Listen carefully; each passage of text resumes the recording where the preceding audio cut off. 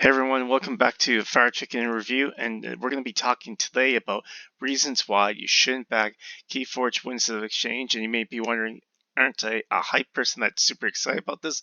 The answer is yes, so take that with some grain of salt.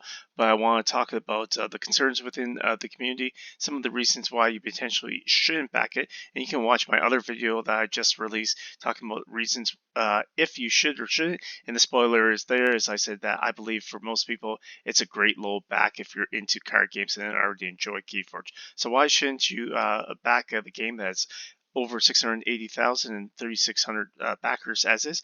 Well, there's multiple reasons. One of the simplest ones to start right off the bat is that if you want to support locally and you're not a big fan of crowdfunding sites, then by all means, wait until it goes to retail and buy there. There should be absolutely no pressure to buy any of these pledge tiers. Some of them are fairly high. This $150 pledge is high. Adding shipping, that's costly, right? So I'm in Canada, so this is adding another about 35% to convert it into Canadian dollars for us. So obviously this is a significant amount of funds, and again, take it with a grain of salt because, like I said, I'm backing at 750, so that means I'm pretty up there. There is some lower tier pledges, but some of the reasons again that you shouldn't potentially back is if you've never played Keyforge, by all means you should go out and play previous sets. I recommend playing Call the Archon, which is the first set, because it's also the most simplistic one, and seeing if it's a game right for you before jumping on to this. And further to this, there's been comments within the actual campaign, within social media, and within various groups saying, hey, is Keyforge going to be successful after this campaign that's raised this amount of money?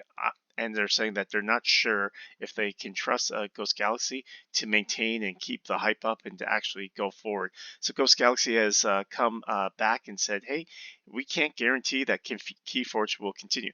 This all sounds negative, but they're being realistic, saying that if it's not financially stable to continue on with Keyforge, and they would have to close their doors and go in the red to do so, then they're saying that they won't do that.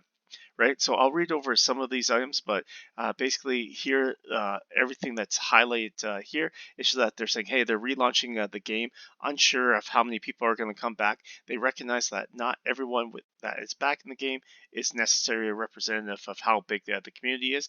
And overall, they're saying, hey, we don't care about trying to reach what Keyforge once was. We're trying to maintain those that are interested in the game and have already committed. So they're saying that even if they don't reach any more people and you're not interested in backing, they're saying that's perfectly fine. We understand it, and we're here for the people that want to play the game, both on the competitive scene and the casual scene, and even having that cooperative mode for casual play, which is fantastic.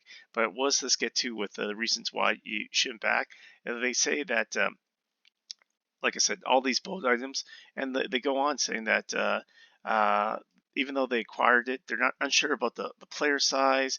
They still got to build the software, and so these are all flags that they're pointing out to themselves, saying that hey, here's potential hills that we have to jump over, and if any of these hills scare you off, by all means, do not consider backing the campaign. They then go forward to say that if you want to continue with us after reading all this. They say Ghost Galaxy provides no other promises or guarantee, explicitly or implicitly, and in regards to this campaign, in regards to Keyforge in general. So basically, they're saying if you require more assurance, disclosures, or guarantee than this, then we cannot recommend that you back this campaign. So Ghost Galaxy themselves are saying that if you read all these items and you have concerns that Keyforge is not in the right place yet, then they're saying don't back this campaign. It's not the end of the world. It has 680,000 people. Sorry, $680,000 US raised, 3,600 backers. So there's already a lot of people that have backed it. And the other caveat to here that is interesting is that maybe they'll potentially come up with answers later on, even though they're saying, hey, we're not giving anything right now. There most likely will be a late pledge to this, and you can wait for that. Or if you don't want to do the late pledge, wait till it goes retail. Wait a year to 2 years, or don't back it at all. There's plenty of other card games. So this wasn't meant to be negative, but just a side view of saying that, hey, even Ghost Galaxy is saying we recognize that there's information that we're not able to fully give you that you may want. And if this isn't for you, then don't consider backing the game. Let me know in the comments. Did you back this game? Was it for you? Were all your answers and concerns, were all your questions answered by Ghost Galaxy, or even after this fact, was there just something that left a bad taste, and you said, hey, I'm gonna step out? So if this video was any help, consider liking, subscribing, and checking out some of my other videos. And if you do decide that Keyforge is for you, I'll be making lots of content videos covering it and going forward. So sound off in the comments either way, and I look forward to talking to you guys soon.